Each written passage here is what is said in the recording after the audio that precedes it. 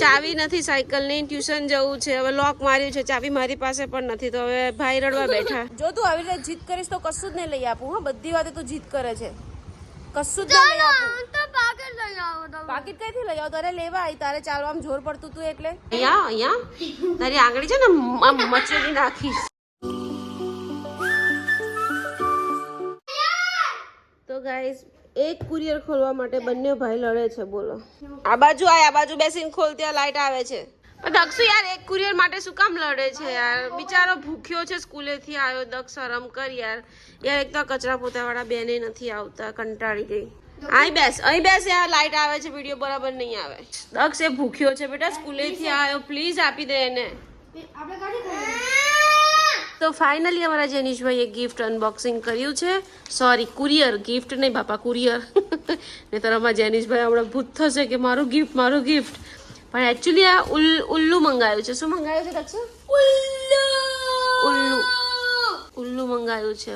આ છે ને અમારા ક્લાસ ઉપર રાખવાનું છે, પ્રતિકના ટેબલ ઉપર. અરે આ બહુ મસ્ત લાગે ત્યાં આગળ. આ બરકતી છે, બરકત આવે આનાથી, તો પપ્પાને આપવાનું છે. લાવો. ઓ ભાઈ પણ જોવા તો દે, પણ કેવું છે દક્ષુ? ખરેખર તું સારો નથી લાગતો. આજે આખો દિવસ ગયો, તને વાંચવાની રજા. હા બા, છોકરો ખાધો નથી. જેનું તું જમી લે બેટા. અમારા જેનિશભાઈ ભણતા નથી, ઘરે વાંચતા નથી, તો પણ પેપરમાં 20માંથી 20 માર્ક્સ લાવે છે. હે છે ને? ક્યાંથી લાવે છે આ બધી બુદ્ધિ? વાંચવા તો બેસતો નથી ઘરે તું. નવી ગેમ આવી. બોલો, બિચારો ભણવાના મૂડમાં છે તો ગેમ બતાવે છે. અને તારે પરીક્ષા છે, જાને તું ટ્યુશન તો નહીં. એને શીખવાડવાનું હોય કે જેનિશ વાંચવા બેસ. તું મોટો થઈને એને ગેમો રમતા શીખવાડે છે. શરમ કર, શરમ. પોતે તો વાંચવું નથી ને બીજાને. ઓય શું છે? અહીંયા તારી આંગળી છે ને મચેડી નાખીશ.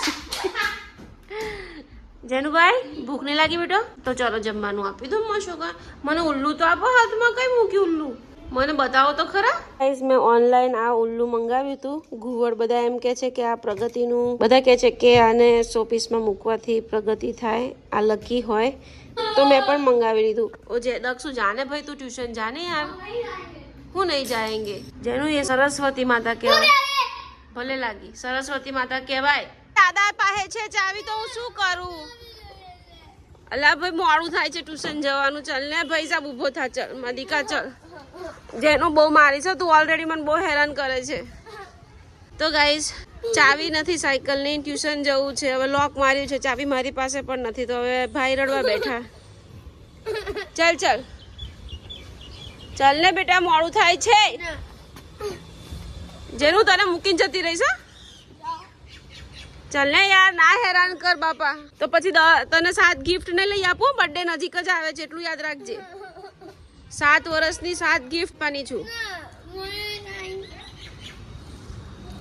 કંપાસ પેલો લાવવાની છું, પેન વાળો, લખાય એવો. મેં જોયો છે મસ્ત પેલા દુકાને. તારી માટે બહુ બધી ગિફ્ટો જોઈ આવી છું તારી બર્થડે માં.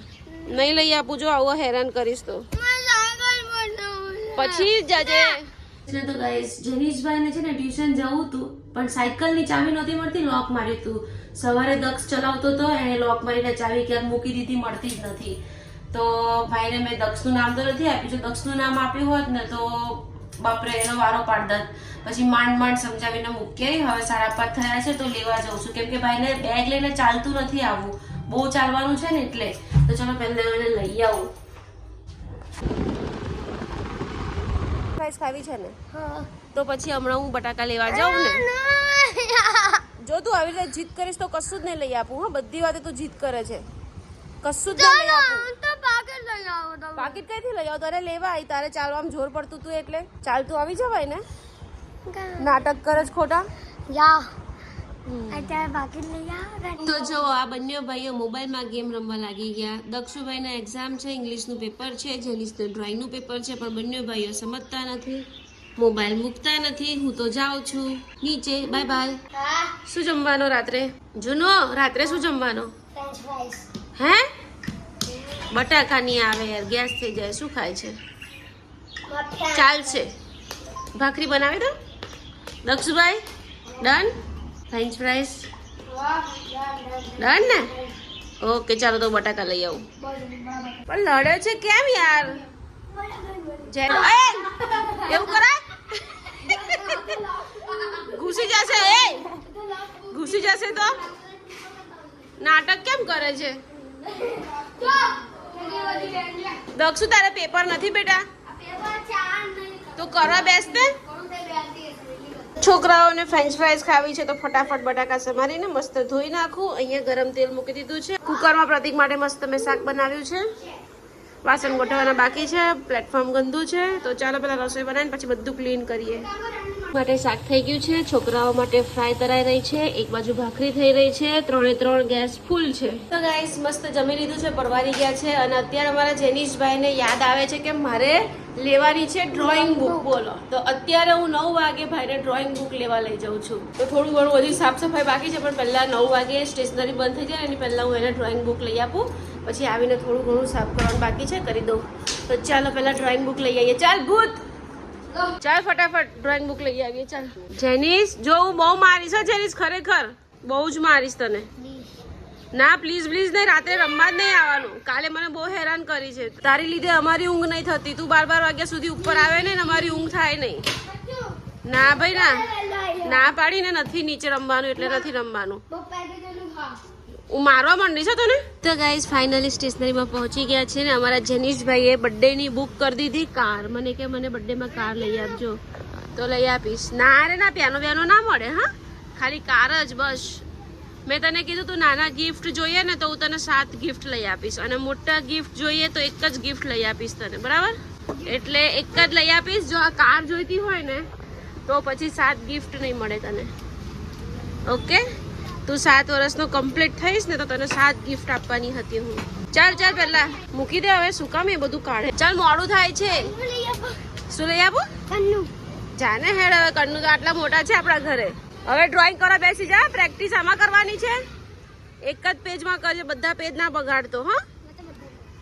હા તો રોજ 30 રૂપિયાની ના લેવાય. ચાલો તો ગાઈસ આ ડ્રોઈંગ બુક લઈને આવી. એના ફ્રેન્ડ મળી ગયા.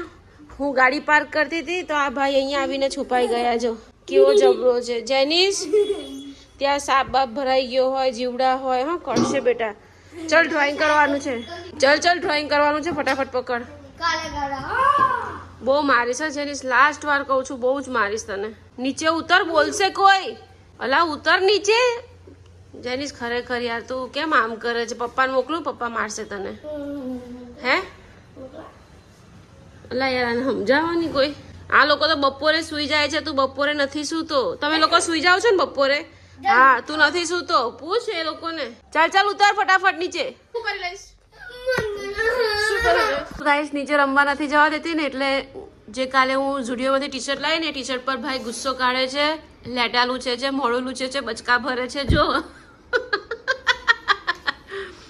કોઈ પણ સંજોગમાં નીચે વેકેશન સિવાય જવાનું નથી. કાલે હું બહુ જ કંટાળી ગઈ છું ખરેખર. હા હું જોવે છે પ્રતિક ફાડ્યું પેપર દક્ષનું. હા એ તોડી નાખતો. તને જ વાગ્યું હાથમાં. ઘણું જીવ. તો ગાઈસ ફાઇનલી જેનીસને સમજાવીને મારીને કૂટીને ડ્રોઈંગ કરવા બેસાડ્યો છે. હવે એનું કમ્પ્લીટ ડ્રોઈંગ થાય એટલે એને સુવડાવવાનો જ છે, ગમે તે થાય. આજે તો નીચે નહીં જવા દો ને નહીં જ જવા દો. કેમ કે છેલ્લા 2 દિવસથી મારી નાઇટો બગડે છે. હું સૂઈ જાઉં, એ લોકો 12 વાગે આવે, કપડાં ચેન્જ કરવાના હોય, હાથ પગ ધોવડાવવાના હોય, બિસ્કિટ ખાવાના હોય. એટલે મારી તો એકાદી ઊંઘ થઈ ગઈ હોય. પછી એ લોકો આવ્યા પછી મને ઊંઘ બિલકુલ આવતી નથી. આખી રાત હું સવાર 4 5 વાગ્યા સુધી જાગું છું. એક વખત ઊંઘ ડિસ્ટર્બ થઈ ગયા પછી આવે જ નહીં.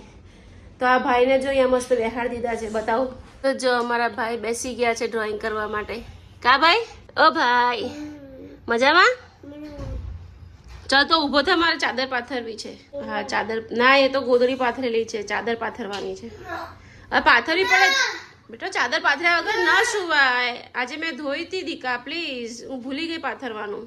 ઓકે સારું, ચલ ગુડ નાઇટ તો કહી દે ગાઈસ ને. Good night. રાધે રાધે.